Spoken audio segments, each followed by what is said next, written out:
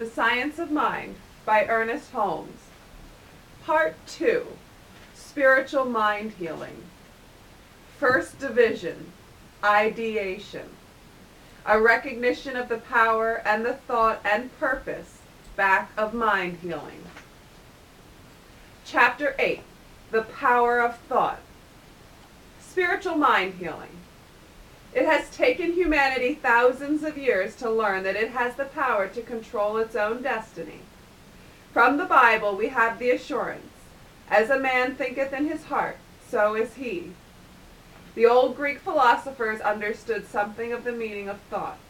What we expect, said Aristotle, that we find. What we wish, said Demosthenes, that we believe.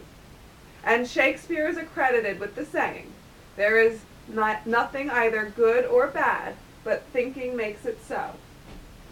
It is one thing to know a principle, another to apply it.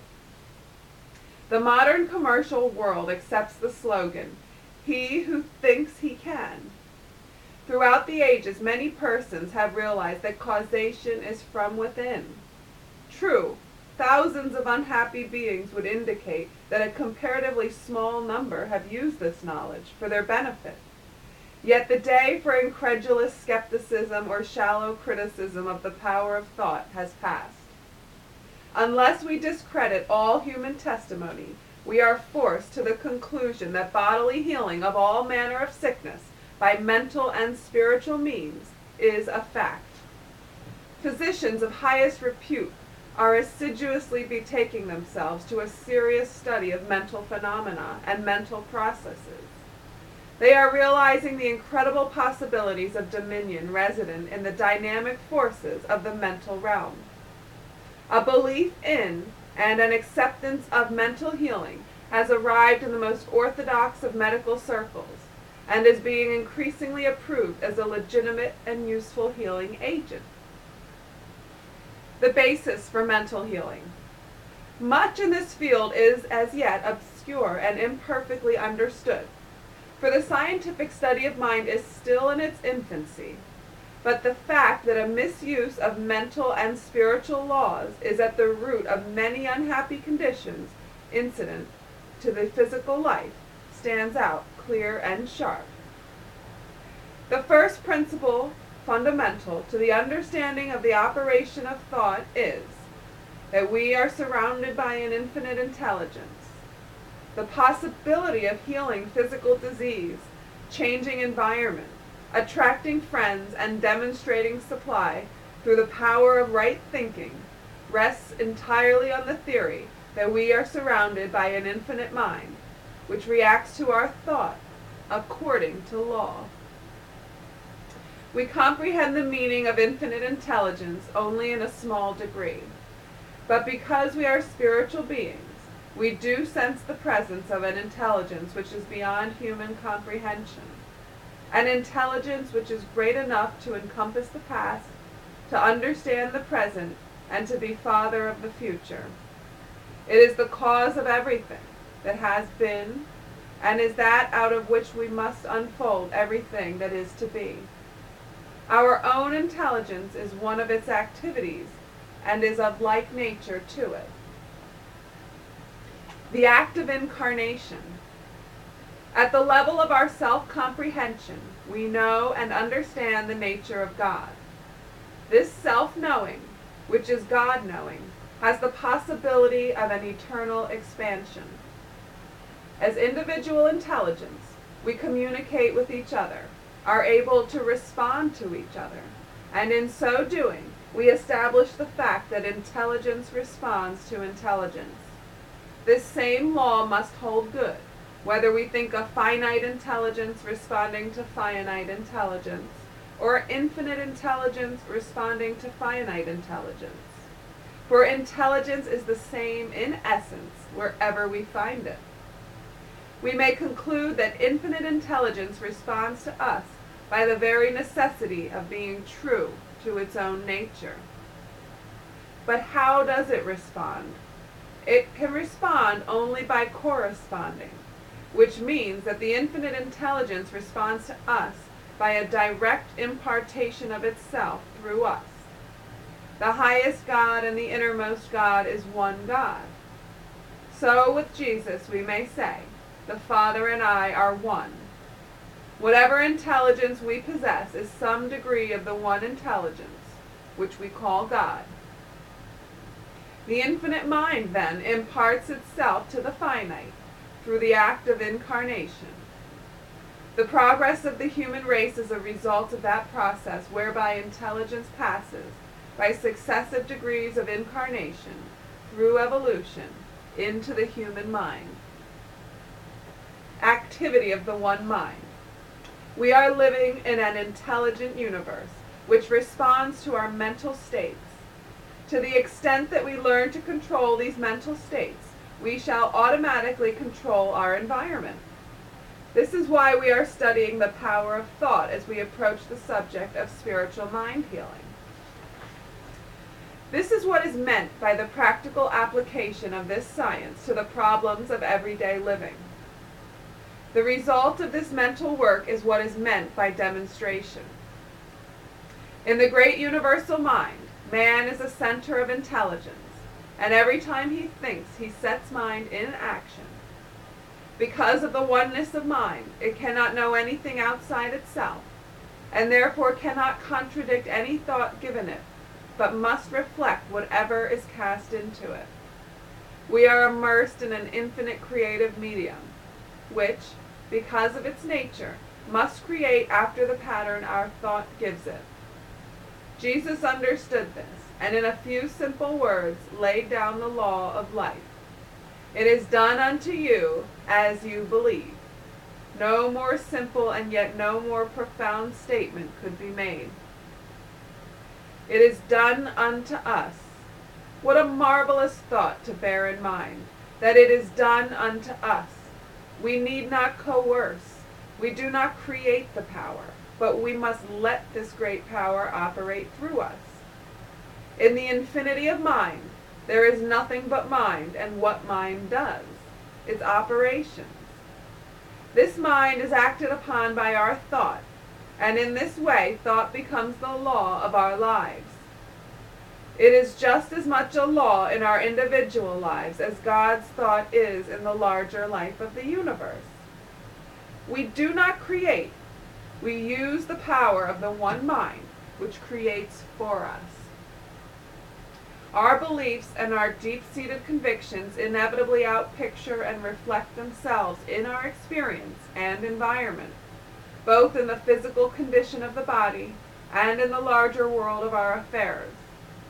What we outwardly are and what we are to become depends upon what we are thinking, for this is the way we are using creative power. The sooner we release our minds from the thought that we have to create, the sooner we shall be able to work in line with spirit. Always man uses, he never creates anything.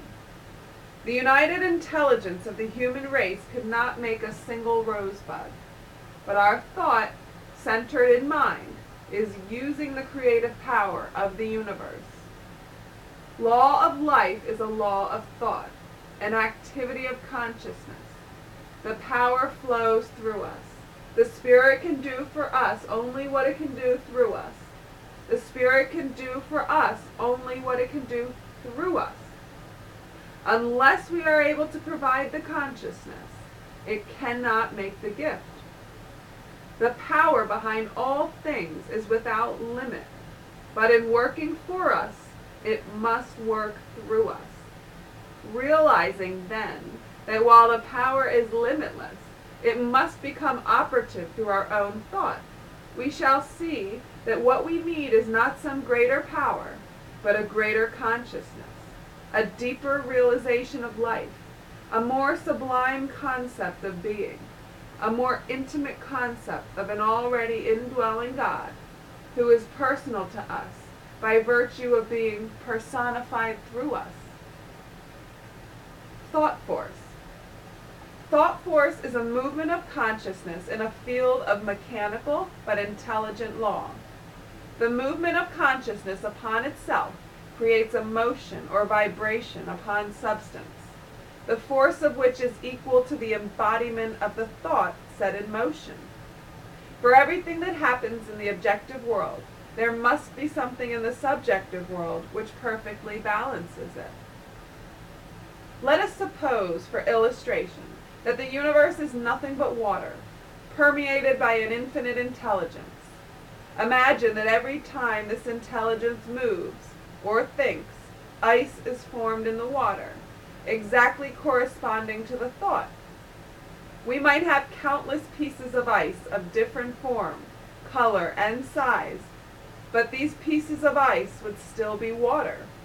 If we could heat the entire mass, it would melt, and all forms would again become fluid. Nothing would have changed except form. The physical universe is spirit in form. First is intelligence, then the word, the idea, the image, the concept, then the movement toward the thing.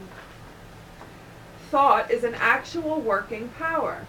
Otherwise, there would be nothing by which the universe could be governed. The atmosphere of our thinking. We are all immersed in the atmosphere of our own thinking, which is the direct result of all we have ever said, thought, or done.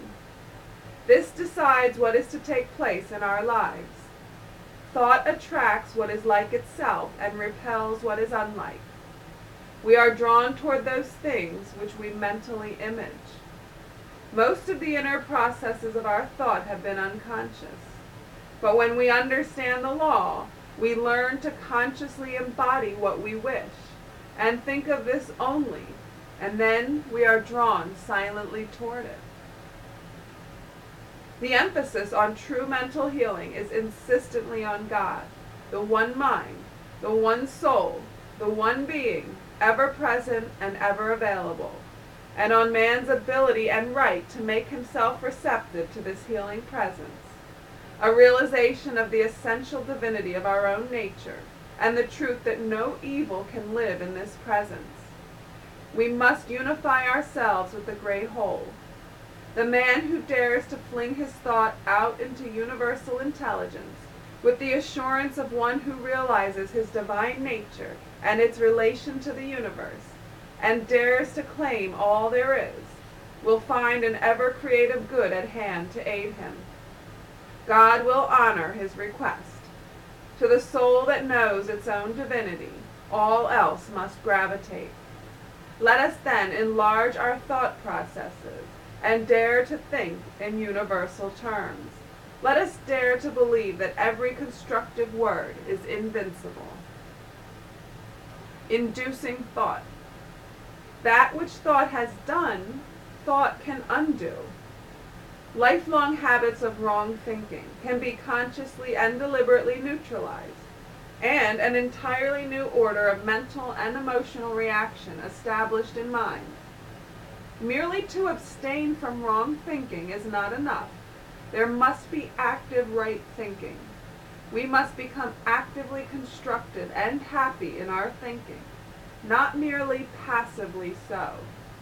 New and wholesome ideas of life, vitality, and hope must be accepted and incorporated into the substratum of our mental life, so that a more wholesome externalization may manifest in our bodily condition and environment. Since we must all begin right where we are, most of us will be compelled to begin our healing work with a mechanical process. We should take the highest thought we have and attempt to enlarge on this consciousness until it embraces a more vital concept of reality. Consciousness in this sense means an inner embodiment of ideas. If one wishes to demonstrate prosperity, he must first have a consciousness of prosperity. If he wishes health, he must embody the idea of health. This is more than faith. It is the knowledge that we are dealing with law. While a certain consciousness may be mechanically induced, of course, the more spontaneity put into the mechanical word, the more power the word must have. Choosing thought. We cannot live a choiceless life. Every day, every moment, every second, there is choice. If it were not so, we would not be individuals. We have the right to choose what we wish to experience. We have the right to choose the kind of companions with whom we wish to associate, to say in what city and in what type of house we would like to live. We are individuals, and the only way we can be individuals is to be spontaneous. There is no such thing as a mechanistic individuality. It must have the essential elements of spontaneity. There is no spontaneity and no individuality without prerogative. There can be no choice unless there is something from which to choose. Otherwise, the ability to choose would be merely a fantasy. Therefore, there must be not only the possibility of choice, but the liability of experiencing that which is chosen. We have a right to choose what we shall induce in mind.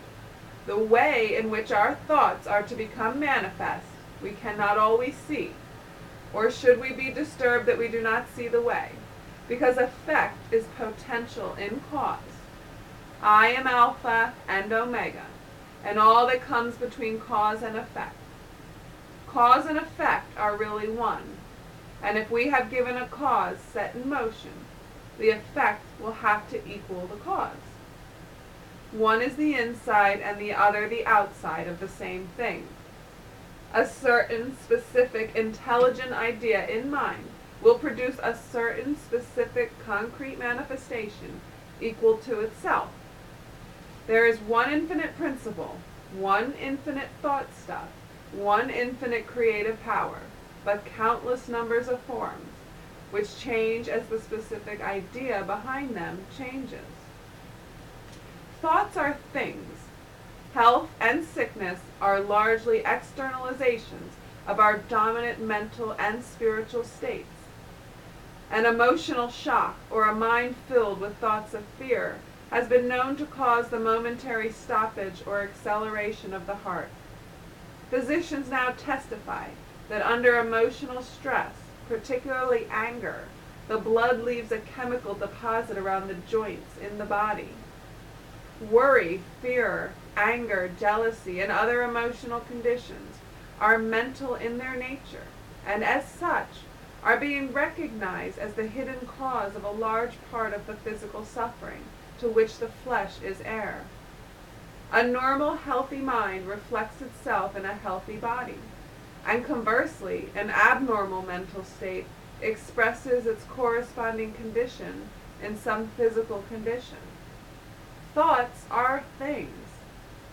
Modern psychology affirms that all the thoughts and emotions we have experienced since we came into conscious existence are still present in mind, where ceaselessly active. They manifest themselves as subjective tendencies that mold the body in health or sickness, and determine as well our reactions to all life and experience. We do not maintain that this or that specific disease is always the result of thinking about such a condition, but we do assert that a prolonged discordant mental state is certain to eventuate in some form of physical ailment.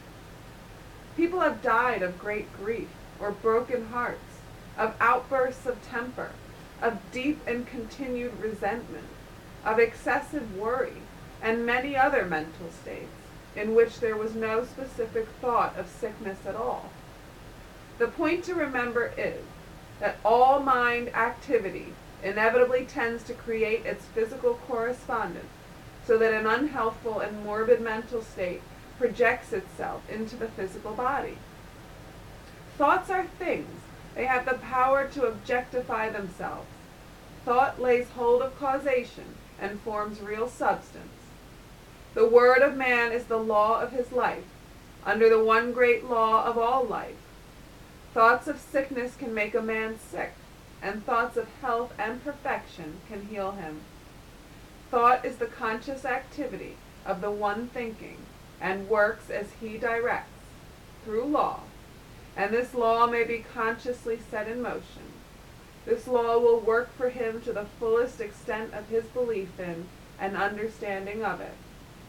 A realization of the presence of God is the most powerful healing agency known to the mind of man. One with God. Until we awake to the fact that we are one in nature with God, we shall not find the way of life. Until we realize that our own word has the power of life, we will not see clearly. The Bible points out that man has the same power in his own life and in his own world that it claims for God. The Word was with God, and the Word was God, is an often repeated but little understood statement. The promise to man is equally positive. The Word is nigh thee, even in thine own mouth, that thou shouldest know it, and do it. If any word has power, it follows that all words have power. It means that every word which we hear, speak, or think has some power. The power within.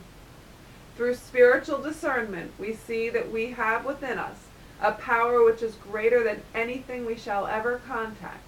A power that can overcome every obstacle in our experience and set us safe, satisfied, and at peace, healed and prosperous in a new light and a new life. If God be for us, who can be against us?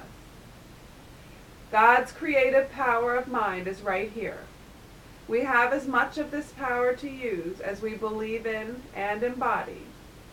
The storehouse of nature is filled with infinite good, awaiting the touch of our awakened thought to spring forth into manifestation in our lives. But the awakening must be within our thought. The word that we speak is the law of our lives, and nothing hinders its operation but ourselves. We may use this creative word for whatever purpose we desire, and this word becomes the law unto the thing for which it was spoken. We are given the power to sit in the midst of our lives and direct their activities. Strife and struggle are unnecessary. We only need to know, but we must know constructively. Just so far as we depend upon any condition, past, present, or future, we are creating chaos, because we are then dealing with conditions, effects, and not with causes. Could we but comprehend the fact that there is a power that makes things directly out of itself, by simply becoming the thing it makes?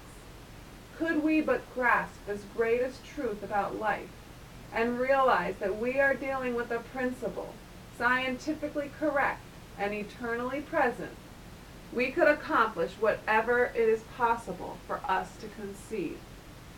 Life externalizes at the level of our thought. We set our own limitations. Do we desire to live in a world peopled with friends who love us, surrounded by things beautiful and pleasing? There is but one way, and this way is as certain as that the sun shines. Daily, we must control all thought that denies the real. Affirm the divine presence within us. Then, as the mist disappears before the sun, so shall adversity melt before the shining radiance of our exalted thought.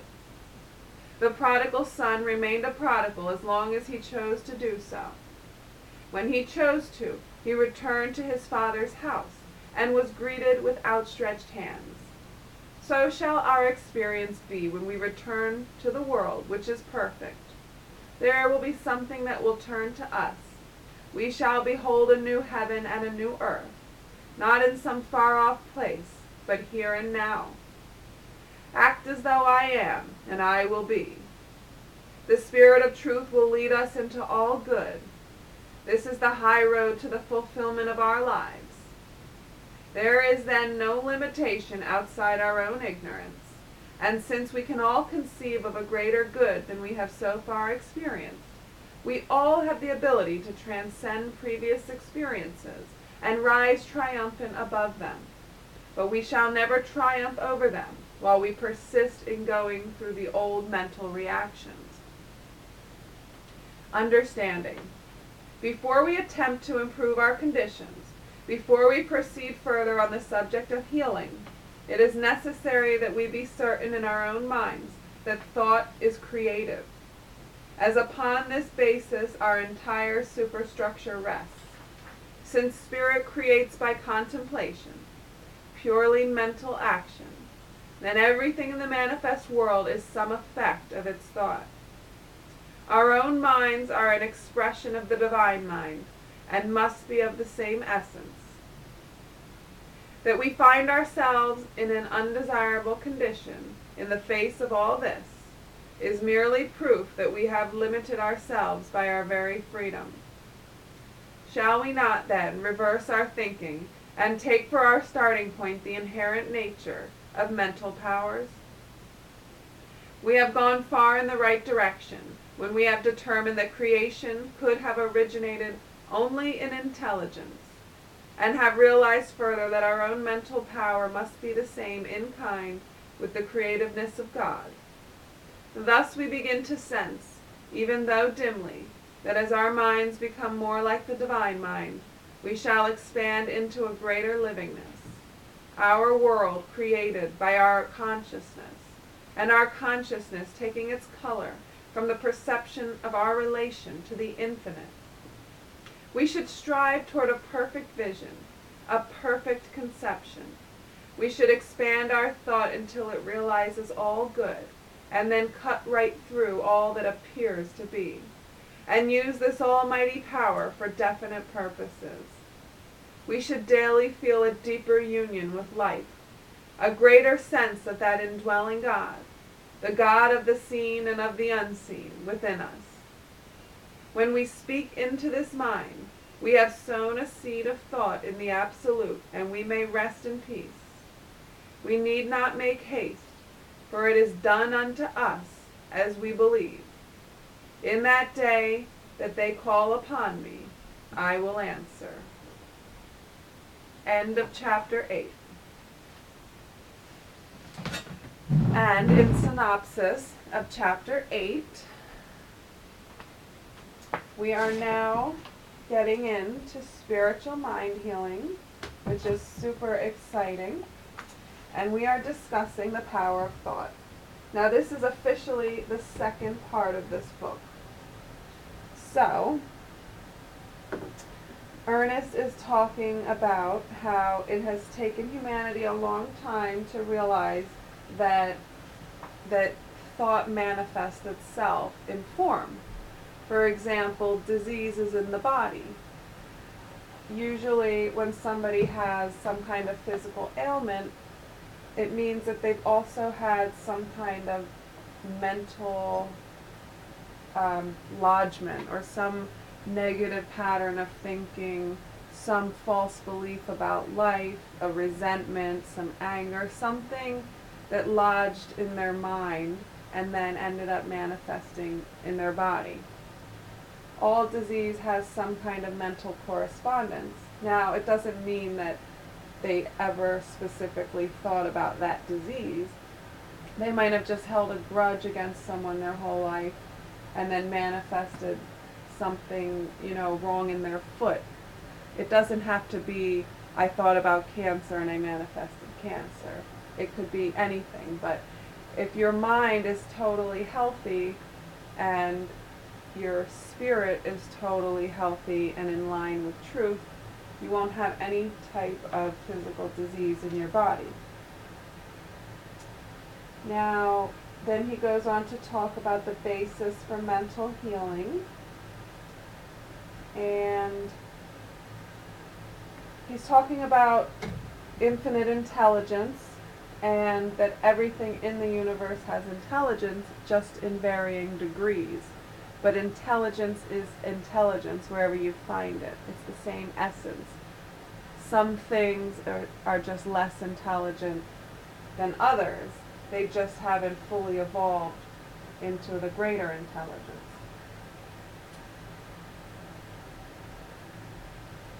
And we are talking about the activity of the one mind and the act of incarnation.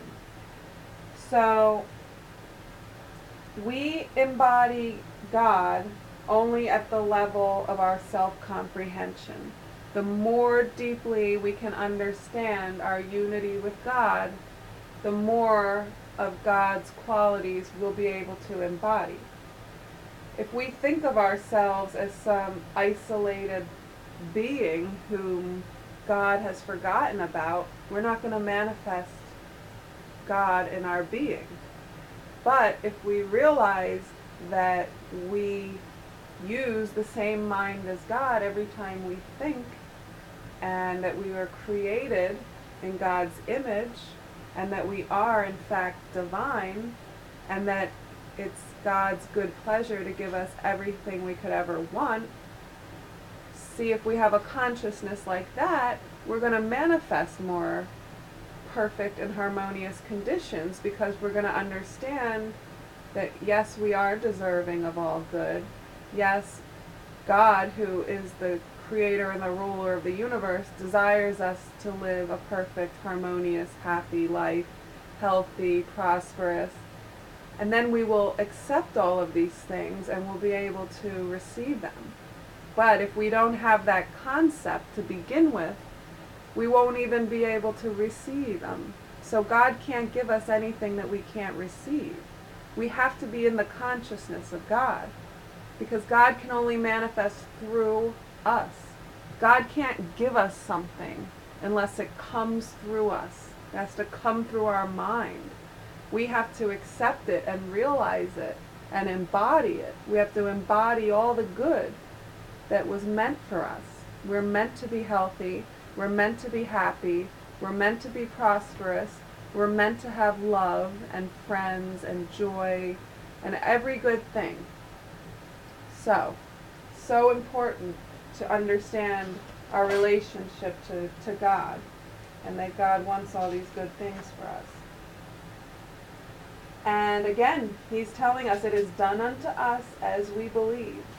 And it's such a simple concept. Jesus said it 2,000 years ago, but it's still taking humanity a long time to wake up to this simple fact. If we believe that we're sick, then we're going to be sick. Not because God sends sickness, but because it is done unto us as we believe. Period. End of discussion. If you believe that you're healthy and that nothing can ever interfere with your health, that your health is God, and God is omnipresent, omnipotent, omniscient, then guess what? It's going to be done unto you as you believe, and you will be perfectly healthy all the time, 100% of the time. And if you're wishy-washy, if sometimes you believe in health and sometimes you believe in sickness, then you're going to manifest a mixture. You know, sometimes maybe you don't feel good, other times you do. Remember, it's done unto us as we believe. Okay, it's not done unto us as we wish it would be, as we believe. We have to believe. And the only way to believe is to know, is to understand how the laws of the universe work and use them appropriately. Then we have no problem believing in the good, because we understand it and it's rational and it makes sense, so we can accept it. That's why this is a science. Never forget that. This isn't a religion with dogma and superstition. This is a science. So then he goes on to talk about thought force. Thought is a force. It's a power. It's a vibration. It has movement. Every time you think a thought, it goes somewhere. It's a seed being planted in the ground, and it will bloom. Every time you speak a word, it goes out there, and it starts to manifest. So, all thoughts have power. All words have power. Whether they're good, bad, or indifferent, it makes no difference. So it's very important to be aware of the things we're saying and the thoughts that we're thinking.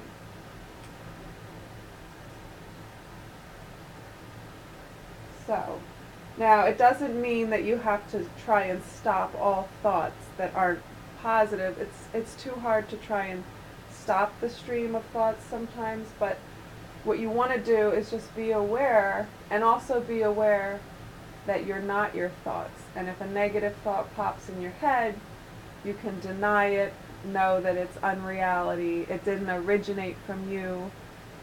It's probably floating around in the ether from race consciousness. Just because a thought's in your head doesn't mean you originated it.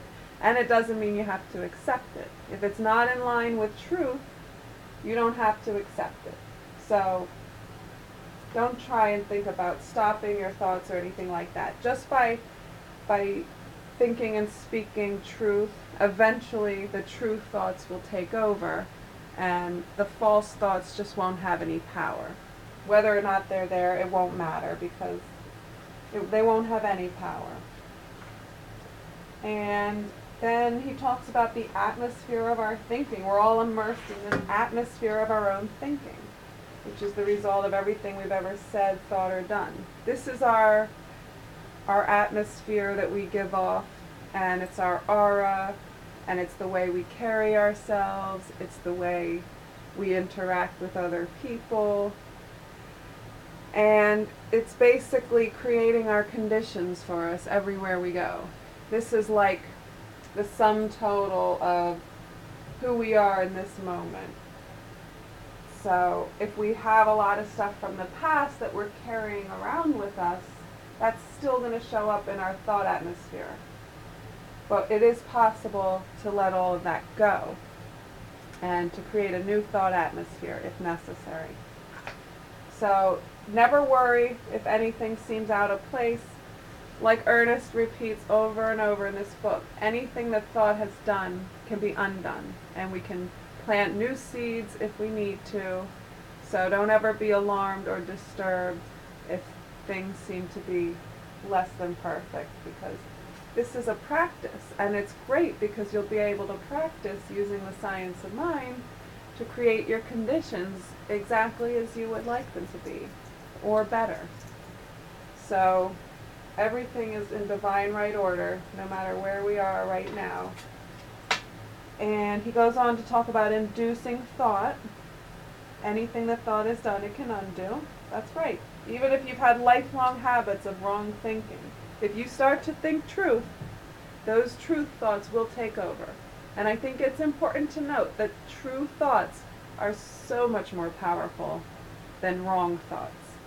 So your wrong thoughts might seem to have a life of their own, but once the truth gets in, the truth is a working principle. It's a working power that has the ability to obliterate anything unlike itself. And it will.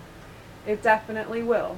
So just know that by taking true thoughts, no matter how small of a start you can get, eventually the truth will take over. Choosing thought, you always have choice. And never ever tell yourself that you don't have choice, because then you're cutting yourself off from your power. No matter what it seems like, you always have choice. Every moment you're choosing what you're going to think, what you're going to say, and you're creating your future. So we're never stuck if we don't like where we are, even if the conditions seem stuck. Remember, we don't deal with conditions. We leave conditions alone completely. We go, we get a blank notebook, and we write a new story about how we want things to be. And we start with a blank slate. We don't take our conditions in with us. We write as if we had a blank slate and we could have anything we want. How would we want it to be? So don't even let conditions get in the way when you think that you don't have choice, because you do. You can choose anew at any moment. Thoughts are things. That's right. And we don't want to have any of these worry, fear, anxiety, jealousy, any of those things, because they're going to come out in the body or in some kind of disturbed condition in your life. So it's much better to release any of the lower vibration thoughts or feelings. And a lot of times it's more than a thought, it's a feeling. And feelings can sort of take over your vibration if you let them. So it's important to not let emotions run you, especially if you have a long established pattern of maybe anger or sadness or anything like that. If you start to feel like you're slipping into that old pattern, it's a good idea to detach from your emotions in that moment and go back to thinking truth and setting a new pattern in motion. Don't allow yourself to go down that old rabbit hole where you start spiraling downward. We are one with God. We have the same power in our own life and in our own world that God has in the big world. It's a lot of responsibility. And ignorance of this fact does not excuse you from the consequences. If you want to create unconsciously and live an out-of-control random life, you're going to suffer a lot. And it's going to really suck. It's much better to live life on purpose, consciously creating what you want. And again, it doesn't matter if you don't know about the law is still working. So, better to educate yourself. We see the power within. The power within us is greater than anything we shall ever contact. It's a power that can overcome every obstacle in our experience, making us prosperous, healed, everything we could ever want. All of this power is within us. And it's the power of the Word. So, we have infinite power within us. I mean, isn't that amazing? How awesome is that? We set our own limitations. So, if we have thoughts that are denying the divine, denying the truth, we have to eliminate them because we don't want to set up limitations for ourselves in our mind. Nobody else can limit us except for us. So why would we do that to ourselves? It would be self-defeating. So it's really important just to free your mind from these self-defeating thoughts. They're like a cancer eating away at your mind. Don't allow that. Don't allow thoughts to come in and molest you and have their way with you and disturb you of your peace.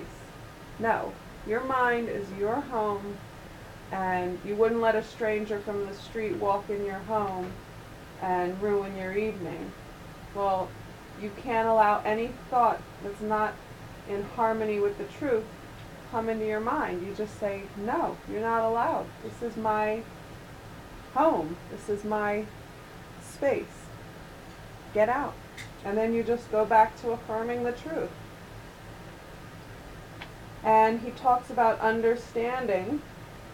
We have to understand that all thought is creative. We have to understand this. Otherwise, we'll be superstitious. We'll do our treatment, and then we'll go later and we'll start talking against our treatment, and we'll start talking about how bad things are, and then we'll undo everything that we've just done. You have to understand that thought is creative, and all thought is creative. Otherwise, we won't be able to do good treatment work. Spirit creates by contemplation. It's a purely mental action. Then everything in the material world is an effect of that. So when you're contemplating, you are creating.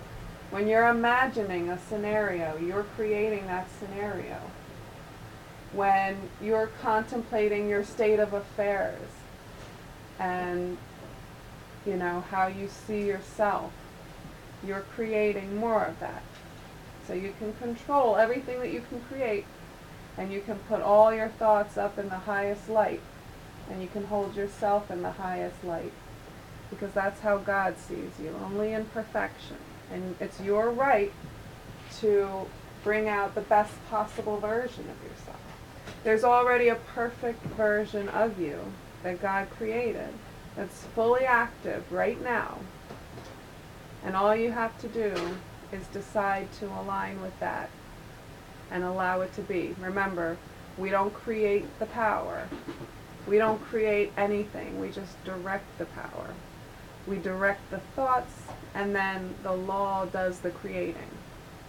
We don't have to know when or how. We just know what we know and let the law do what it does. Just like if you were going to plant a rose.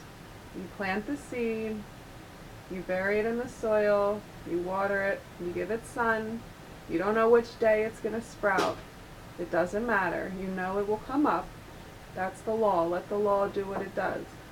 You don't go and dig up the rose because it didn't grow. Then you would destroy it. You just have to trust that it will grow when the time comes, and it will. And so, that was a great first chapter of part 2, and I look forward to the next chapter.